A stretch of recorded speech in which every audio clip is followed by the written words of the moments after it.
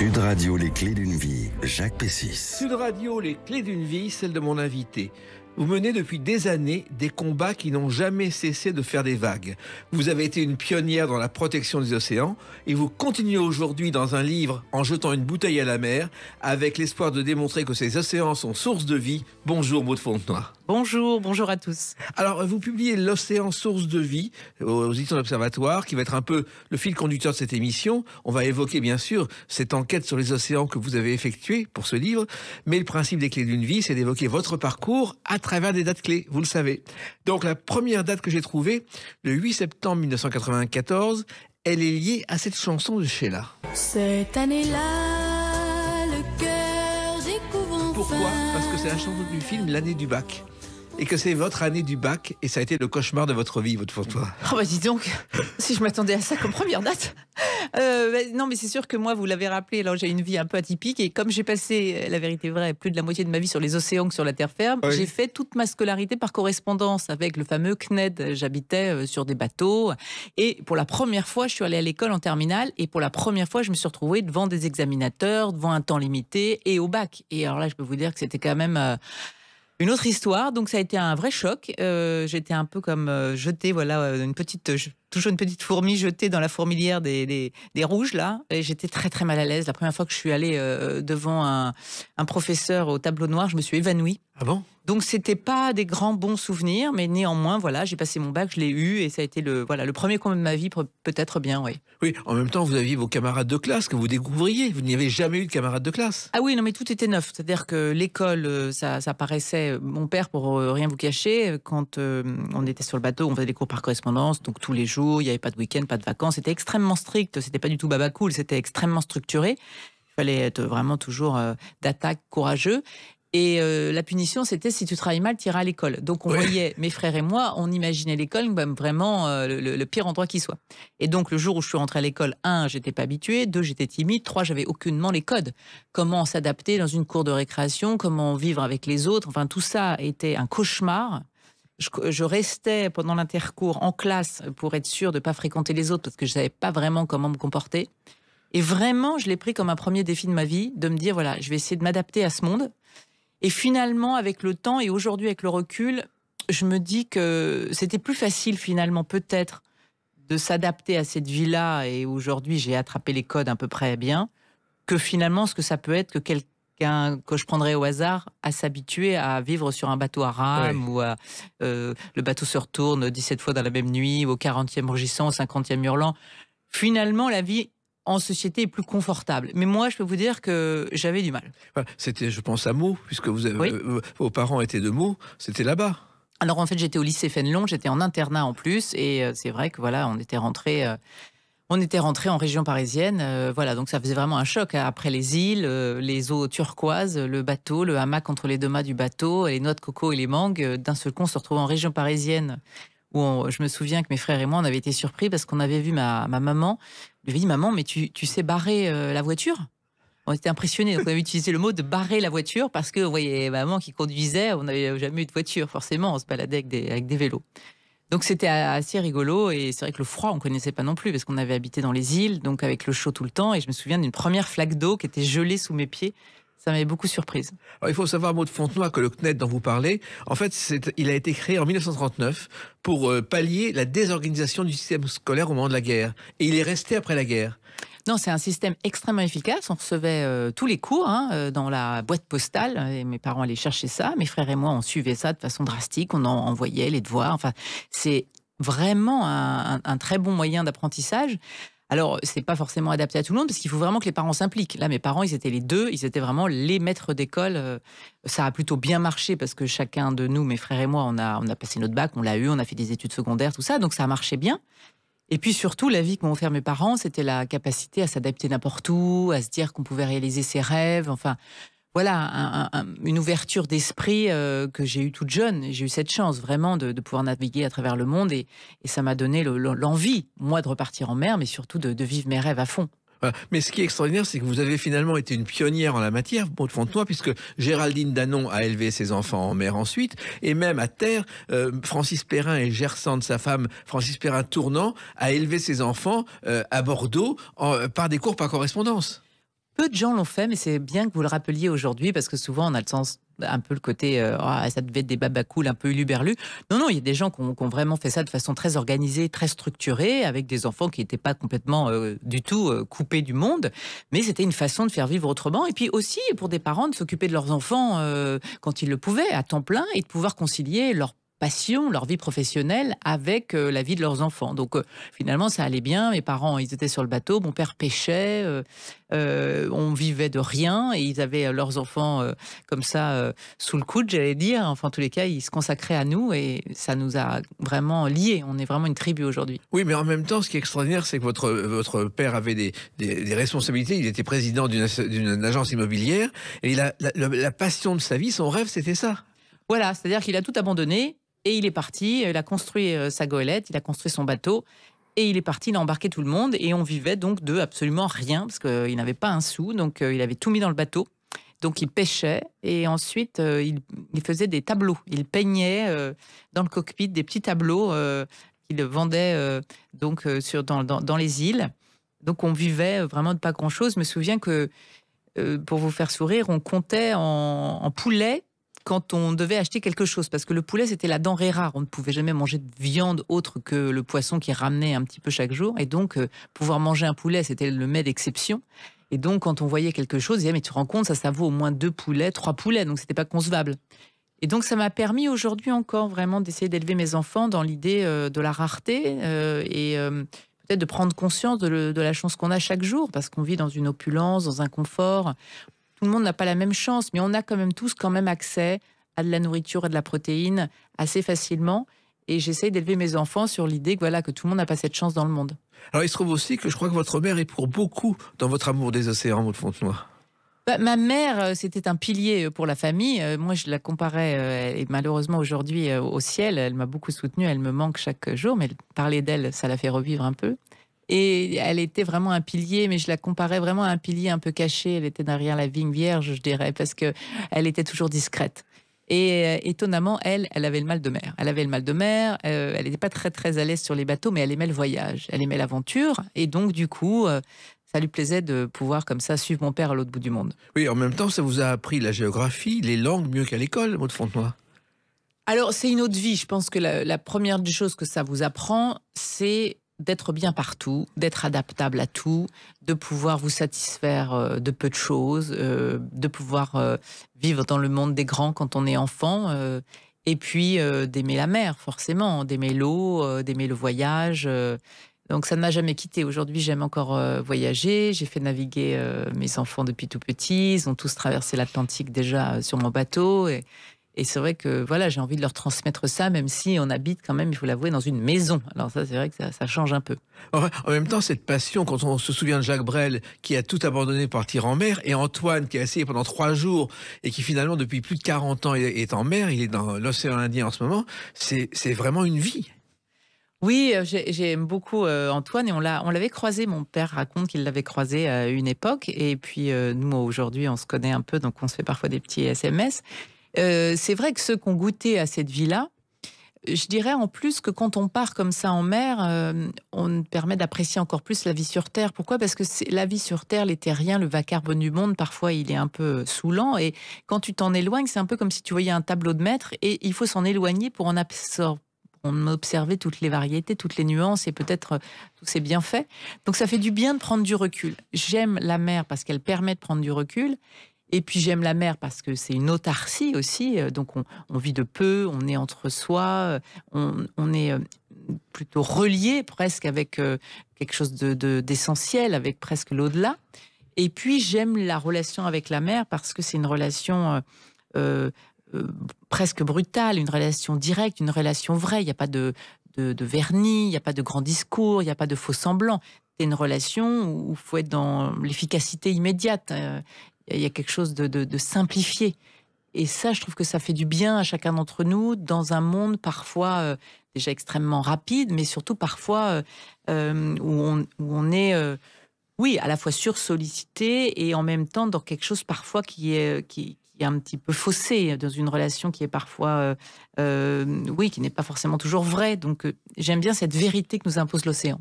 Alors, il se trouve aussi que, bon, il y a eu le lycée Fénelon, mais la meilleure école de votre vie, Maud Fontenoy, ça a été les Glénans. Oui, alors c'est vrai qu'après, comme je n'avais pas du tout, j'avais pas le sou, je travaillais pour les Glénans. J'étais ce qu'ils appellent au Glénan fait du logis, c'est-à-dire que c'est la personne qui s'occupe des repas, du nettoyage et tout ça pour les autres élèves, en échange de quoi tu as le droit de naviguer gratuitement. Donc j'ai fait ça et j'ai aimé forcément cette vie un petit peu simple et brute de cette école exceptionnelle. Oui, d'ailleurs, Glénan, c'est assez curieux, c'est une marque déposée avec un S aujourd'hui, alors que l'île s'appelle les Glénans sans S. Ouais. C'est très particulier. Et ça a été fondé par un couple de résistants juste après la guerre, je crois. Non, c'est des très, très, très, très beaux endroits. Je veux dire, on a en France, moi qui ai la chance aujourd'hui de voyager beaucoup à travers mes films pour Canal Bleu, je vais aux quatre coins du monde pour voir les beautés de l'océan. Et en France, on a des paradis. Là, je reviens, j'ai fait un aller-retour sur Porquerolles ce week-end. Porquerolles, qui est de ces îles juste en Méditerranée, là, le parc national de Porquerolles-Porquerolles. Mais c'est un joyau, c'est un bijou, c'est des couleurs, des lumières, avec les pins parasols, des eaux translucides. Enfin voilà, c'est à côté, c'est chez nous, quoi. Alors ça, c'est la première étape, puis il y en a eu d'autres, et j'ai trouvé une autre date importante dans votre parcours, le 10 octobre 2005. A tout de suite sur Sud Radio avec Maud Fontenoy. Sud Radio, les clés d'une vie, Jacques Pessis. Sud Radio, les clés d'une vie, mon invité Maud Fontenoy. Nous parlerons tout à l'heure de ce nouveau livre, L'océan, source de vie, aux éditions d'Observatoire. On en revient à votre parcours, on a connu vos débuts maintenant. Et puis, le 10 octobre 2005, c'est le magazine américain Time vous classe parmi les personnalités de l'année. Et il faut savoir que c'est le premier magazine d'actualité hebdomadaire aux États-Unis, qui date de 23. Et le titre de l'article, c'est « Pourquoi ces héros ?» Et vous êtes dans la catégorie Voyage en solitaire. L'aventurière aquatique Maud Fontenoy met le courage et la détermination au-dessus du muscle. Vous vous souvenez de ça? Je me souviens de ça parce que, oui, le faire... La couverture du Time, c'est vrai que c'était quelque chose. Et c'était après ma traversée de l'Atlantique Nord à la rame. C'est vrai que dans cette première aventure, moi, j'ai toujours été engagée pour l'environnement, pour sa sauvegarde, dans des associations diverses. Et puis là, j'avais entendu dire qu'aucune femme n'avait réussi cette traversée. Donc je me suis dit, attends, mais il faut absolument prouver que c'est pas une question de gros bras, c'est d'abord une question de volonté, de détermination, d'abnégation. Donc je me suis dit, pourquoi pas une femme? Voilà. Et quelqu'un vous a conseillé, écoutez cette chanson. Et entre-temps, ramé d'Aboville. Entre-temps, chanson de Guy Béard qui n'a rien à voir avec Daboville, parce que c'était sa façon de se moquer de l'actualité. Mais c'est vrai que Gérard Daboville a été très important. Très important, Gérard Daboville, qui est notre grand marin français, qui a été le premier à faire ses traversées à la rame. Et c'est vrai que moi, je l'avais rencontré et je lui avais dit, attends, mais il faut absolument que ce soit une femme aussi qui se tente. Au début, il avait quand même tenté de me dissuader, parce qu'il s'est dit, oh là là, encore une énergumène, là, je sais pas qu'est-ce que c'est que cette idée. Et puis finalement, on est devenus très amis et il m'a beaucoup soutenue.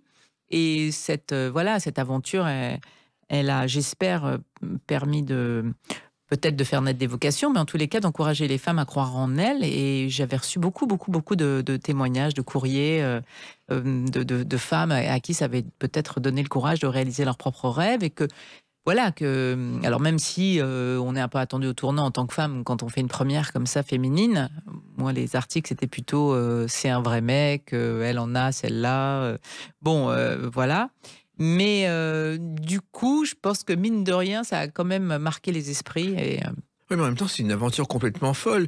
On était à une époque où les télécommunications n'étaient pas celles d'aujourd'hui. Absolument. Ah oui, on n'est pas du Thomas de Pesquet avec l'idée d'être en FaceTime tous les soirs avec les Français. Non, on partait, je suis partie avec mon tout petit bateau à rame qui faisait 6 mètres de long, 1 mètre de large, minustricule, avec un petit espace cercueil dans lequel je pouvais m'enfermer pour dormir, qui faisait environ 1 mètre cube. Dans lequel, malheureusement, quand je fermais tout le capot, il n'y avait plus d'oxygène au bout de 20 minutes, donc ça posait quelques petites difficultés, notamment dans les tempêtes, quand le bateau se retournait. Donc ce tout petit bateau à rame, puis tu pars d'un point A, et puis tu n'as personne qui te suit, tu n'as aucun accompagnateur d'hélicoptère. Non. Tu pars d'un point A avec ta nourriture en poudre, avec ton petit désalinisateur pour fabriquer de l'eau douce, 2-3 vêtements de rechange qui sont mis sous vide. Et puis l'idée, c'est d'aller au point B. Et puis le point B, il est quand même à 5 mois de là. Oui. Donc 5 mois en solitaire, sans parler à personne, avec à la fois la dureté de l'océan qu'on peut imaginer, la solitude, sans aucun doute, et puis la peur déjà de ne pas y arriver, la peur d'être jugé, de se dire qu'on a vu trop grand, la peur de devoir abandonner au bout de 2 jours, et puis parfois même la peur de mourir, parce qu'il y avait 5 hommes qui avaient réussi l'aventure et 5 qui étaient morts sur le parcours, donc le truc était quand même pas gagné d'avance. Et puis, en tant que première femme, c'était un peu regardé comme ça en disant elle est folle dingo. J'étais partie de Saint-Pierre-et-Miquelon, on me regardait. Je me souviens que les marins-pêcheurs dans les bars pariaient sur alors elle va durer combien de temps, une journée, 2 jours, ça ne dépassait pas les doigts de la main sur le nombre de jours. Et puis, bon an, mal an, j'étais pas partie depuis 2 jours, déjà le bateau se retournait. J'étais coincée après sur les grands bancs de Terre-Neuve avec des icebergs partout, avec la brume à couper au couteau. Je me suis dit, mais jamais j'y arriverai, ce truc-là. Et ça n'a pas été simple, parce que du coup, j'ai mis 5 mois. Mon désalinisateur est tombé en panne. J'ai dû boire mon urine à une époque pour survivre.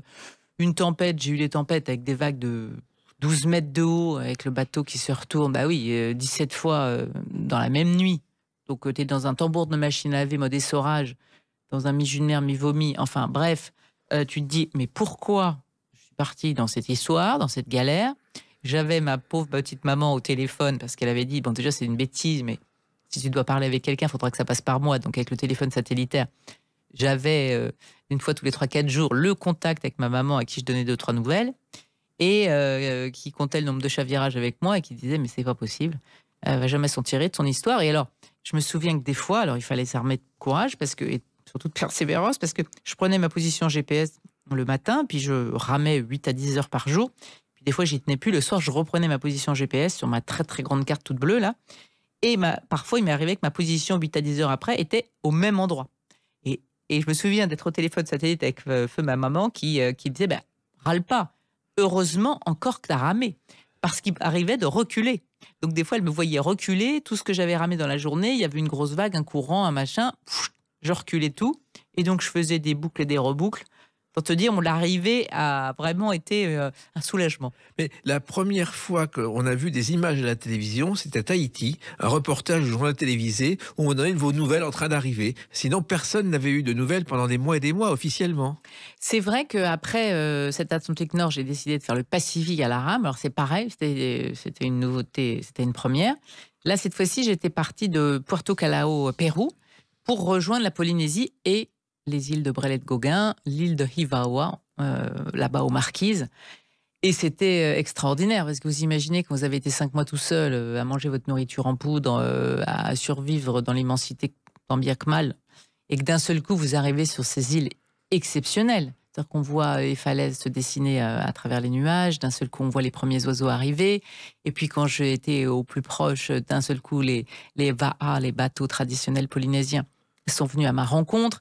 Et là, les Polynésiens ont cru, il y a une légende qui dit qu'il y avait une princesse qui partait toujours loin, loin découvrir la mer et elle partait au-delà des vagues, au-delà de l'horizon. Et un jour, cette fameuse princesse, Taïa, avec un nom très long, n'est jamais revenue. Donc pour les Polynésiens de l'île de Hivaoa, c'était la princesse Taïa qui revenait.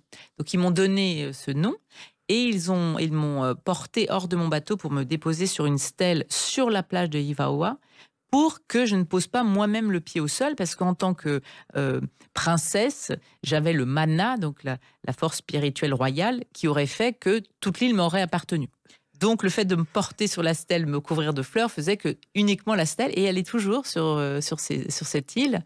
Donc c'était une arrivée à la fois grandiose, inattendue, tellement quand tu as été 5 mois tout seul, d'un seul coup tu te retrouves entouré par les Polynésiens, les Polynésiennes et couverte de fleurs, c'était quelque chose. Oui, alors le plus étonnant, c'est que ce parcours, en fait, il avait une histoire. Vous avez refait le parcours du Kon-Tiki, qui était un parcours il y avait un explorateur norvégien qui a obtenu d'ailleurs en tournant le film l'Oscar du meilleur film documentaire 52. Non, mais c'est vrai que c'était des routes mythiques et on est toujours sur la trace d'autres. Et moi, j'adore l'idée d'être sur les traces d'autres, de raconter ce type d'histoire. Enfin, et puis pour moi, c'était vraiment c'était un défi aussi personnel. C'était l'histoire de montrer qu'on pouvait avoir des rêves plus grands que soi, que l'homme est capable de réaliser des rêves plus grands que lui. J'aime bien l'idée, moi, de l'immense montagne et que cette montagne devant laquelle on se trouve, peut-être que certains de nos auditeurs se disent moi, dans ma vie, j'en ai des sacrées galères. Et en fait, des fois, le sommet de la montagne, il est dans les nuages. On se dit, mais comment je vais y arriver? Et par où commencer? Alors moi, c'était comme ça. Quand je suis partie pour mes océans à la rame, je me suis dit, OK, alors ça paraît complètement inaccessible. Je vais d'abord couper la montagne en petits morceaux. Et finalement, étape après étape, et jour après jour, et coup de rame après coup de rame, mais mine de rien, le plus grand des océans, il se traverse d'abord comme ça. Et puis, tu tires des bords quand ça va pas, tu baisses la tête quand il y a trop de vent. Et puis finalement, tu finis par y arriver. Et finalement, le message que je retiens, moi, de cette période-là de ma vie, c'est probablement que le bonheur n'est pas forcément confortable. J'adore l'idée qu'on trouve du plaisir aussi. Ça donnera peut-être du courage à certains qui, des fois, ont envie de baisser les bras. On trouve du plaisir dans le dépassement de soi. Et on se révèle face aux obstacles, on se révèle face aux difficultés. Donc, faut pas avoir peur de se lancer. 2, si c'est difficile, c'est aussi sympa, c'est-à-dire que ça peut être aussi bien que ça soit pas gagné d'avance. Et puis surtout, faut pas abandonner, faut pas lâcher. Peu importe de tirer des bords, l'important c'est de pas lâcher. C'est pas le temps que vous avez mis qui restera, c'est le fait d'avoir tenu ou pas. Oui, et vous tenez, et ça vous a même appris ensuite à ne jamais lâcher. Ah oui, alors moi, c'est un truc qui me tient à cœur. Quel que soit ce que je fais, j'essaye d'être toujours déjà extrêmement rigoureuse, d'avoir un souci d'excellence déjà, parce que j'essaye de faire bien. Et puis, un petit côté aussi de me dire, voilà, je ne sais pas où je serai demain, mais je sais qu'avec ce qui m'est donné à l'instant, j'ai fait de mon mieux. Je peux me regarder dans le miroir, voilà, j'ai tout donné, j'ai fait mon maximum, et puis après, on verra. Parce qu'il y a des choses sur lesquelles vous savez pas ce que sera demain, vous savez pas ce que sera la conjoncture économique, vous savez pas si ça ira encore, mais vous pouvez vous dire en vous couchant, bon là, j'ai fait tout ce que j'ai pu, et puis après, écoute, Inch'Allah. Vous ne savez pas où vous serez demain, mais moi je sais que dans quelques instants, vous serez encore avec nous sur Sud Radio pour évoquer une autre date, le 7 décembre 2023. A tout de suite sur Sud Radio avec Maud Fontenoy. Sud Radio, les clés d'une vie, Jacques Pessis. Sud Radio, les clés d'une vie, mon invité Maud Fontenoy. Nous parlerons dans quelques instants de l'océan source de vie, un livre passionnant et passionné aux éditions de l'Observatoire, où on apprend plein de choses sur les océans. On en revient à votre parcours et à la date du 7 décembre 2023, première diffusion sur Canal+ de cette série. Il est de notre responsabilité de protéger nos océans. Nouvelle étape du tour du monde des océans. Un océan de solutions sur Canal, première diffusion. Ça, c'est aussi une aventure tout à fait forte et incroyable. Non, mais vous avez raison, ça me fait plaisir que vous en parliez parce que, vous savez, moi, je disais encore ça ce matin, j'ai 5 enfants et la toute petite mignonnette, elle vient juste d'avoir 1 an, mais mon plus grand, il a 16 ans. Et je lui disais ce matin, tu sais, il n'y a rien qui arrive par hasard.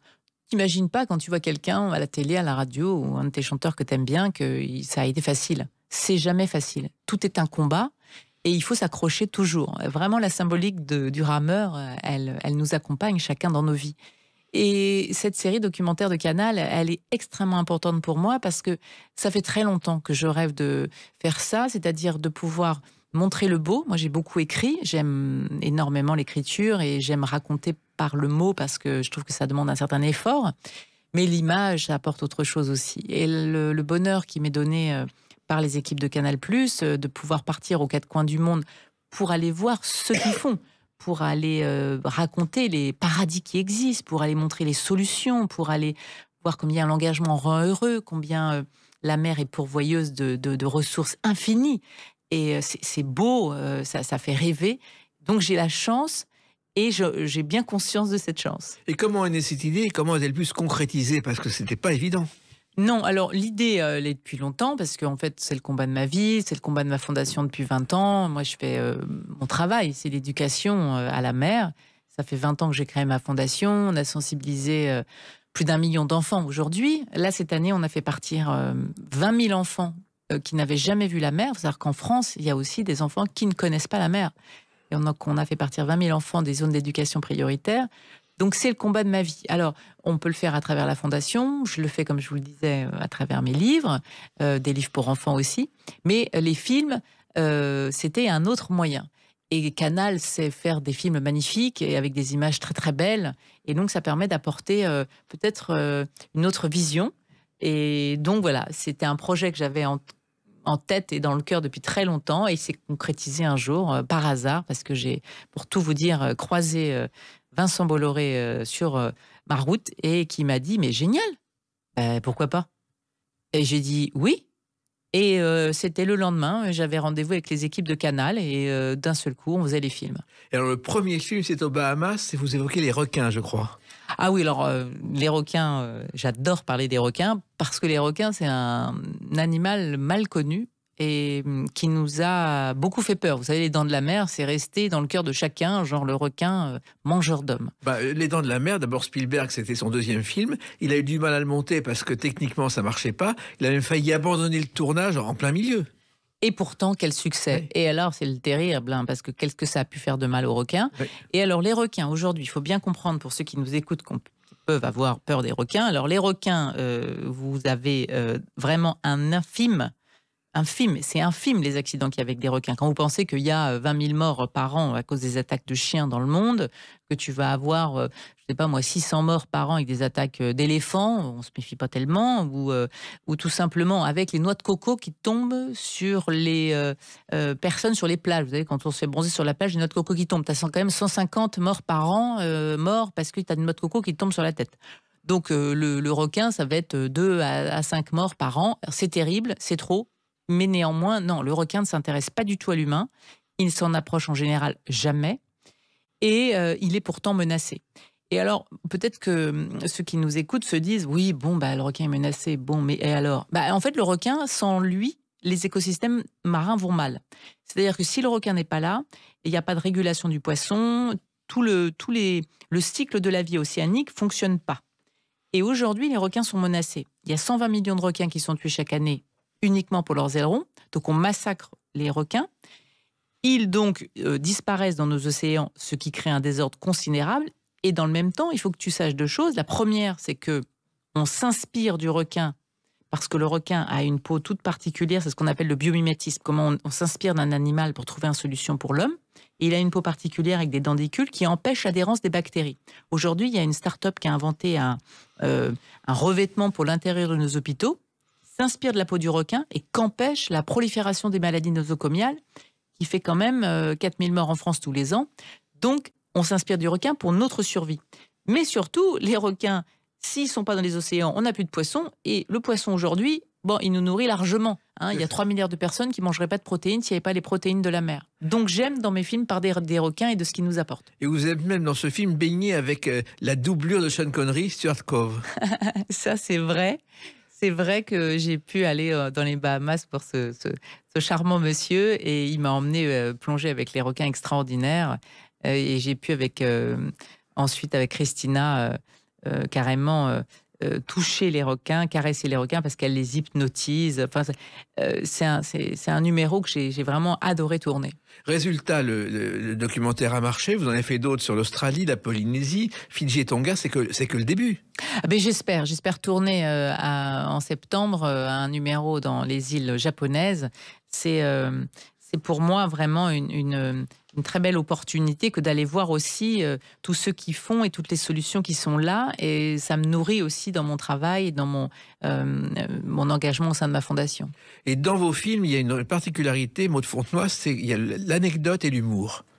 J'essaye d'être à l'aise devant la caméra, donc j'essaye de faire quelque chose qui soit beau, c'est-à-dire que vous allez passer un super moment parce que vous allez trouver les images dingues, vous allez apprendre des choses, parce qu'à chaque fois, j'essaie de sortir des chiffres clés, apprendre, et vous allez surtout sortir de là en ayant envie d'y croire, en étant à la fois enthousiasmé, et peut-être que ça remonte un peu le moral, et ça fait du bien. Donc on retrouve bien sûr tous les épisodes en replay sur MyCanal, donc ça se revoit plusieurs fois si on a besoin. Et il y a même un livre avec votre complémentairien qui est Yann Arthus-Bertrand. Alors Yann est un photographe magnifique, et j'ai eu la chance de faire en effet un beau livre avec lui, avec des très très belles photos sur la beauté du monde, et puis aussi naturellement les désordres, parce que moi j'aime montrer ce qui est beau, parce que ça nous pousse à aimer, et quand on aime ensuite on protège. Ça n'empêche pas de parler tout ce qui va mal, mais je trouve que c'est bien aussi de montrer ce qui va bien, qui pousse après à protéger et à comprendre aussi l'impact de nos vies sur les océans. Oui, mais c'est un point commun que vous avez avec Yann Arthus-Bertrand, c'est la défense de la planète. Et quand vous avez commencé en 2007, ça n'intéressait personne, vous étiez à contre-courant. Alors là encore, vous avez raison. C'est vrai que le sujet environnemental, il a évolué. De plus en plus, il prend de la place, heureusement. Les océans ont été longtemps les grands oubliés, il faut quand même le dire, les grands oubliés des fameuses COP, là, ces conventions internationales, les grands oubliés des débats. Aujourd'hui, ils prennent leur place. On sort dernièrement d'une grande réunion sur les océans dans ma ville de Nice. Des mesures ont été prises. Ces réunions internationales sont indispensables. Et les océans reprennent un peu leur place, simplement parce qu'on a compris que les océans étaient indispensables à notre survie. Simplement parce qu'on a compris que la vie était née dans la profondeur des océans il y a 3 milliards d'années et qu'on a besoin d'eux aujourd'hui pour assurer notre avenir. Parce qu'on a compris que la France avait un rôle à jouer parce qu'elle était la 2e puissance maritime mondiale. Donc elle a un rôle majeur de leadership sur cette question et qu'on a besoin aujourd'hui de se consacrer à ce qui fait les 3/4 du globe. Pourtant, on investit 100 fois plus dans la recherche spatiale qu'on dans la recherche océanique. Donc aujourd'hui, il faut vraiment se consacrer. Donc le travail est en cours, l'évolution a eu lieu, mais il y a encore un peu de boulot. Oui, quand on pense que le mot biodiversité que tout le monde emploie aujourd'hui, il est né en 1988, c'est-à-dire hier. C'est vrai que ces sujets environnementaux ont souvent été un peu les laissés pour compte. Et puis après, quand on parlait d'environnement, on parlait des forêts amazoniennes, on parlait plus de ça. Maintenant, aujourd'hui, on comprend bien que le poumon de l'humanité, c'est l'océan. Un poumon sur 2, une respiration sur 2 nous est offerte par l'océan. Donc les océans sont vraiment la clé de voûte qui permet la vie sur Terre. Et en 1988, justement, vous avez publié votre premier livre qui était « Apprends les gestes qui sauvent ta planète ». Et là, déjà, c'était les enfants qui vous préoccupaient. Toujours, j'ai eu ce lien avec la jeunesse. Bon, parce que je me suis demandé comment être la plus efficace. Je trouve que l'éducation, c'est peut-être le meilleur levier pour agir, la meilleure clé. Du coup, je me suis focalisée vraiment sur l'éducation à l'environnement avec l'aide du ministère de l'Éducation nationale. Je suis la chance d'être ambassadrice pour le ministère sur tout ce qui concerne les sujets d'éducation à la mer. On a des programmes dans les 55 000 écoles primaires, mais on est aussi dans les maternelles, dans les collèges, dans les lycées. On a aussi des soutiens auprès des doctorants, des thésards. Donc, ça fait 20 ans vraiment qu'on travaille d'arrache-pied. Et j'ai aussi publié, c'est vrai, beaucoup de livres pour la jeunesse, dont un dernier chez Nathan sur les super pouvoirs des animaux marins. Je trouve qu'il y a une appétence des jeunes sur ces sujets-là. Et puis c'est vrai que moi, quand j'y étais la semaine dernière, on a privatisé l'Olympia, on a réuni 2000 enfants à qui on a diffusé justement Bleu, le dernier qui a été tourné aux îles Fidji.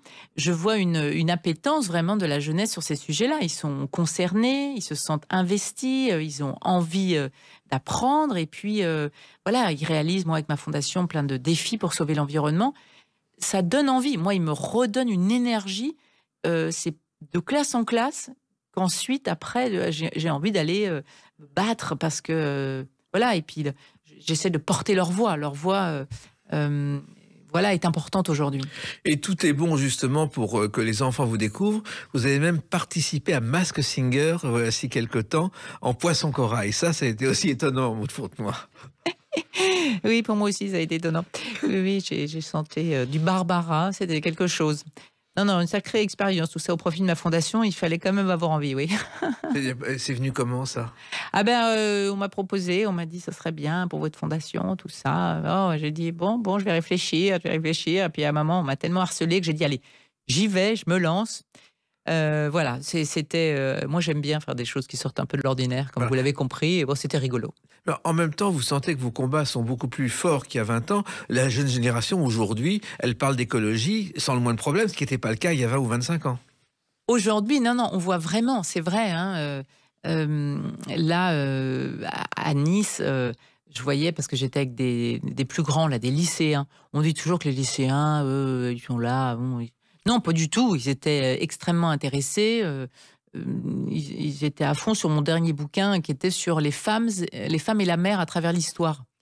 Et c'est un sujet qui les avait passionnés parce que justement au lycée, toutes les femmes pionnières de Jeanne Barret, femmes qui se travestissaient en hommes pour intégrer les bateaux, les premières femmes embarquées. Enfin, et je trouve qu'à chaque fois, il y a plein de moyens d'entrer pour passionner la jeunesse sur ces sujets-là. Donc, faut pas penser qu'ils sont blasés. Ils ont, grâce à leur smartphone, accès à beaucoup d'informations. Et je trouve qu'ils se passionnent au contraire pour ces sujets-là. Ils veulent juste accéder rapidement à l'information. C'est une des chances aussi de l'accès à Internet. Moi, je trouve que cette jeunesse, elle a pris conscience de la problématique et elle a vraiment envie de s'investir. Et vous, de votre côté, vous continuez à vous investir, et on va le comprendre à travers la date du 21 mai 2025. A tout de suite sur Sud Radio avec Maude Fontenoy. Sud Radio, les clés d'une vie, Jacques Pessis. Sud Radio, les clés d'une vie, mon invité Maude Fontenoy. On a évoqué votre parcours depuis des années et la nouveauté, le 21 mai 2025 est sorti un livre aux éditions de l'Observatoire, L'océan, source de vie, protégeons notre mer nourricière. Et là, c'est pas un nouveau livre, c'est pas un livre de plus, c'est un livre important pour vous, car c'est un bilan des océans que personne n'avait jamais fait.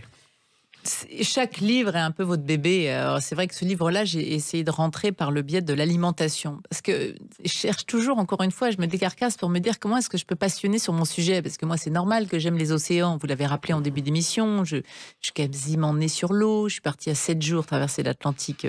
Donc, j'ai passé plus de la moitié de ma vie sur les océans que sur la terre ferme. Enfin, je vis à Nice. J'ai toujours été dans le milieu. Et du coup, je me dis, mais comment passionner les autres? Alors, la mer nourricière, je trouvais que c'était intéressant parce qu'on mange du poisson.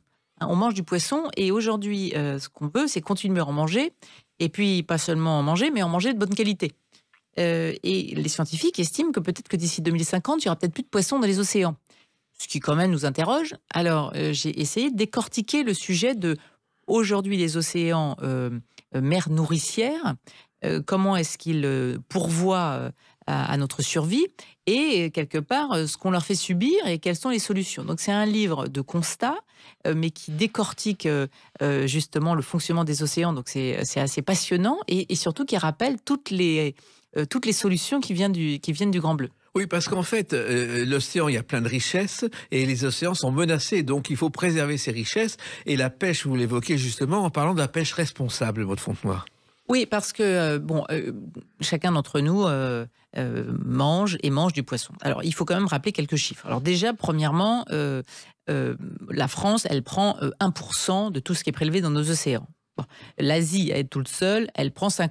Donc déjà, tu comprends que le problème, ce ne sont pas les pêcheurs français qui font un très bon travail. Pour la plupart, ce sont des bateaux, ce qu'on appelle pêche artisanale, c'est-à-dire des bateaux de moins de 12 mètres, c'est 80% de la pêche française. Et on respecte les quotas, les normes, les reproductions, tout ça. Après, nous, Français, on mange un peu trop de poissons. Alors, vous allez me dire, ah bah oui, mais le poisson, bah pourquoi? Bah, quand même, on en mange un peu trop parce qu'on mange 35 kilos de poissons par personne et par an. Alors, 35 kilos, est-ce que ça parle? C'est beaucoup. Bon, il faut comparer. Alors, quand tu compares la moyenne européenne, les Européens, ils mangent 20 kilos de poissons par an. Et les Asiatiques, 20, 21. Donc, quand on en mange 35, on est quand même un peu au-dessus de la marge. Du coup, ce qu'il faut, c'est quand même manger moins de poissons et manger moins de protéines animales. Il faut vraiment qu'on repense notre assiette. Dans l'assiette, c'est 80% de végétal ou autre et uniquement 20% de protéines. Pourquoi? Parce que nos activités ne nous imposent plus de manger autant de protéines. Donc, il faut diminuer les protéines, aller vers des protéines également végétales, avec des légumineuses et autres, et puis de meilleure qualité. Moins, mais mieux. De mieux manger. C'est pour ça qu'on a fait, dans le cadre de ma fondation, un programme éducatif avec Alain Ducasse sur le mieux manger grâce à la mer dans les 55 000 écoles primaires. Donc, c'est important. Ensuite, donc, un peu moins de poissons, de meilleure qualité, du poisson labellisé pêche durable, label MSC, Pavillon France. Il y a beaucoup de labels. Il faut se renseigner d'où vient son poisson. Ensuite, il y a des poissons en fonction des saisons. Ça encore, je parle dans le livre, je donne des conseils en fonction des saisons. Et puis, aller vers des plus petits poissons. Il faut arrêter ou limiter les poissons de fin de chaîne alimentaire. Ce qui sont les espadons, le marlin, le thon. Pourquoi? Parce qu'ils ont accumulé beaucoup de métaux lourds, donc beaucoup de toxines. Donc, c'est moins bon à la santé, largement moins. Et le thon, d'ailleurs, vous l'évoquez largement avec les boîtes de thon qui, elles, sont toxiques. Alors, justement, il y a certaines quantités de métaux lourds comme le mercure qui ont été révélés dans certaines boîtes de thon. Donc, il faut limiter cette quantité. Donc, il faut aller vers des plus petits poissons, le maquereau, le hareng, la sardine. La sardine, c'est le meilleur des poissons. Donc, ce qu'il faut, c'est pas être radical, dire on arrête de manger de poisson, mais être un peu plus raisonnable et mieux réfléchir à ce qu'on met dans son assiette parce que aujourd'hui, c'est de nous dont on parle. C'est pour ça que je ramène vraiment à notre santé, à notre quotidien et à ce qu'on veut aussi pour nos enfants demain. Il y a aussi un autre problème, c'est que quelquefois les pêcheurs ne laissent pas les petits grandir. Bah alors c'est vrai que cette pêche, alors encore une fois, la pêche française, elle fait très bien son travail, mais beaucoup, malheureusement, raclent les fonds marins, dégrade complètement les habitats dans le monde. Pêche du poisson, le rejette à la mer parce qu'ils vont l'avoir écrasé, parce que ne correspondent pas vraiment à ce qu'ils se vendent. Donc il y a un gaspillage colossal. Il y a également alors une quantité astronomique de poissons qui est pêchée pour en transformer en farine, pour faire ce qu'on appelle la pêche minotière. On transforme en farine pour après nourrir d'autres types de poissons. Donc quand vous avez du poisson d'élevage, par exemple du thon qui va être élevé en élevage, on va utiliser pour 1 kilo de thon rouge, on va utiliser 6 à 8 kilos d'un autre poisson pour le nourrir. Donc c'est un peu le truc qui se mord la queue. Donc bon, un peu d'incohérence là-dessus. Alors je dis, l'élevage, c'est une solution, mais il faut savoir quel type d'élevage, il faut savoir quelles conditions. Les poissons qui sont avec plein d'antibiotiques, c'est pas bon pour notre santé non plus. Donc il faut vraiment se poser les bonnes questions et limiter ce gaspillage dans les océans, ce non-respect. Et quand on prend des bonnes mesures, on se rend compte que la mer répond positivement, parce qu'on voit par exemple le thon rouge, il a été menacé en Méditerranée. On a mis en place des quotas, des surveillances, des bagages, et aujourd'hui, le thon est revenu. Donc, quand des bonnes mesures sont prises, l'océan est capable de se ressourcer, de se renouveler. Et puis, il y a les algues qu'on utilise mal en France, mais très bien au Japon, et vous en parlez longuement avec les sushis. Non, alors c'est vrai que les algues, nous, on les connaît en France à travers les sushis, hein, le fameux nori, mais les algues, elles vont être utilisées dans beaucoup, notamment, c'est des épaississants, ça se retrouve beaucoup dans nos aliments sans qu'on le sache toujours. Puis on parle beaucoup maintenant de la spiruline, c'est une forme d'algue également. Donc les Asiatiques ont bien compris ça, hein, toute l'algue qui est produite, elle vient d'abord d'Asie. Mais c'est une ressource très importante et je pense que c'est une ressource d'avenir. Déjà parce que 100 grammes de nori, 100 grammes d'algues, ça équivaut en termes de protéines à 100 grammes de thon. Donc du coup, il va falloir aller se nourrir d'algues. Elles sont exceptionnellement bonnes à la santé. Et puis, elles vont servir pour d'autres choses, parce qu'elles vont permettre de nourrir les animaux, de nourrir le poisson, de servir de fertilisant dans les champs. C'est un potentiel en solution qui n'utilise pas de pesticides, qui n'émet pas de gaz à effet de serre. Enfin, c'est extraordinaire comme ressource. Et donc, il faut aller vers ce qu'on appelle l'algoculture. Alors, les sushis, en plus, on en parle beaucoup en France aujourd'hui, mais ce qu'on a oublié, c'est qu'il date de 1824. C'est un certain Anaya Hay, qui était un vendeur de rue, qui a eu l'idée de préparer l'équivalent des fast-food en mélangeant du riz avec du vinaigre et du poisson frais. Et c'est parti de là. Et c'est vrai que la France aime ça. Et maintenant, on trouve tout type de sushis, des poissons sans poisson, avec des légumes. Et c'est vrai que voilà, je comprends cette appétence-là et ça me permet de nous concentrer un peu sur l'algue parce qu'il y a aussi des salades d'algues très sympas. Et puis il y a aussi l'avenir de la médecine avec les pharmacies et les médecins. Et là, les océans sont essentiels, Maud Fontenoy. Alors j'adore, c'est vrai, rappeler que l'océan, c'est la trousse à pharmacie de demain. J'aime cette idée parce qu'il y a près de 22 000 molécules marines qui sont étudiées. C'est presque 13 prix Nobel qui ont été donnés sur des recherches sur l'océan. À chaque fois, c'est exceptionnel. Hein. C'est des antiviraux, des anticancers, des anti-inflammatoires, des antidouleurs qui viennent de la mer.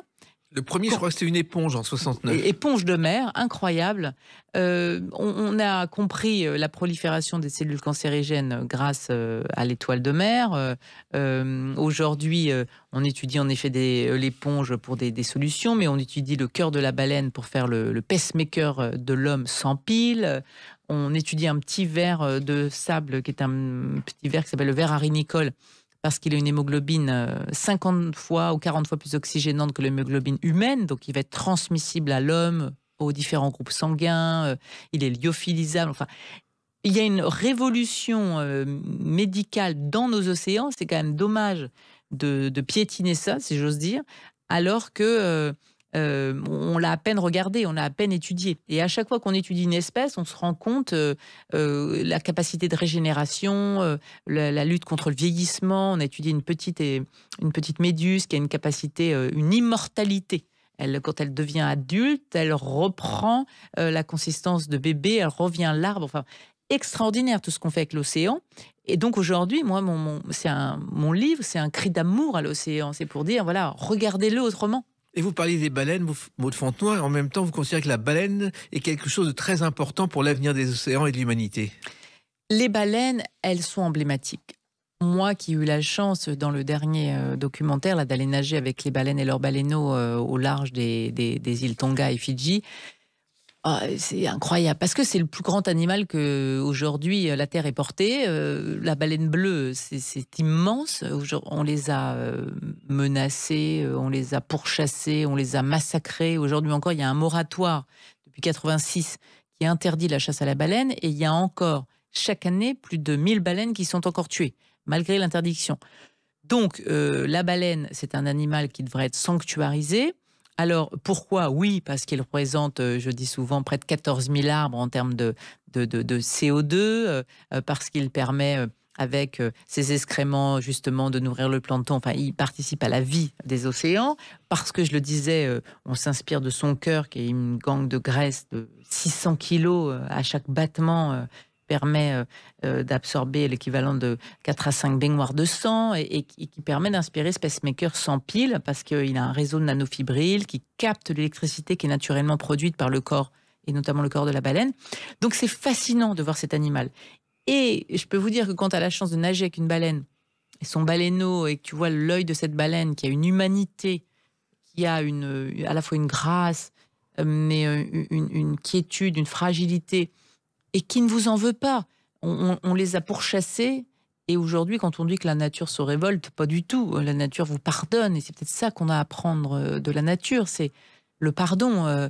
C'est vraiment, il faut avoir vécu ces instants-là, et c'est pour ça que je suis heureuse de pouvoir l'avoir montré dans le film, parce que je trouve que quand on est ému par des images, peut-être on fait naître une fibre qui vous pousse ensuite à vous battre pour protéger ce milieu. Et puis, il y a l'électricité, car effectivement, au fond des mers, il y a de quoi alimenter le réseau mondial, Maud Fontenoy.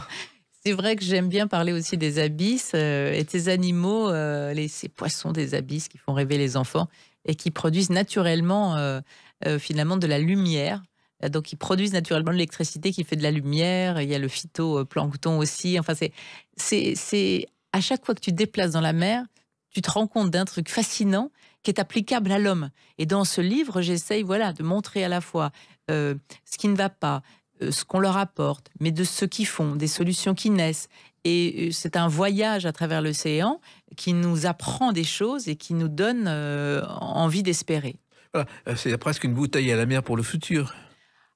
J'espère que c'est plus qu'une bouteille à la mer. Mais en l'occurrence, c'est une pierre de plus pour essayer d'éveiller des consciences et d'intéresser sur ce sujet fascinant, parce que la mer nous touche tous. Vous savez que dans le corps de nos mamans, on était dans un liquide qui ressemble chimiquement à celui de l'océan. La mer, c'est la mer nourricière, c'est la mer qui nous porte. Voilà, et puis c'est un univers sans frontières, c'est un univers infini. La mer est une poésie, c'est un des derniers espaces de liberté. En l'occurrence, moi, je serai toujours connectée à l'océan, quel que soit l'endroit où j'irai habiter, et je serai toujours dans mon cœur avec la mer, parce qu'elle est très inspirante. Et vous avez de nouveaux combats en perspective, c'est évident. Toujours. Le combat de l'océan fait partie de ma vie. Je le ferai jusqu'au dernier souffle, et à travers différents biais. Mon rêve, ce serait d'arriver à faire un film cinéma, peut-être... Un jour, j'y arriverai. De toute façon, il faut toujours avoir un défi de plus. Exactement. Pour donner du sens à sa vie. Vous reviendrez en parler dans les clés d'une vie, parce que je suis sûr que ce défi, comme les autres, vous le gagnerez. Ce livre s'appelle « L'océan, source de vie. Protégeons notre mer nourricière ». Il faut absolument le lire, parce que c'est un livre d'été, justement, au bord des plages, en regardant l'océan. C'est aux éditions de l'Observatoire. Merci de mener ces combats et continuez ainsi, Maud Fontenoy. Merci et bon vent à tous. Merci. Les clés d'une vie, c'est terminé pour aujourd'hui. On se retrouve bientôt. Restez fidèles à l'écoute de Sud Radio.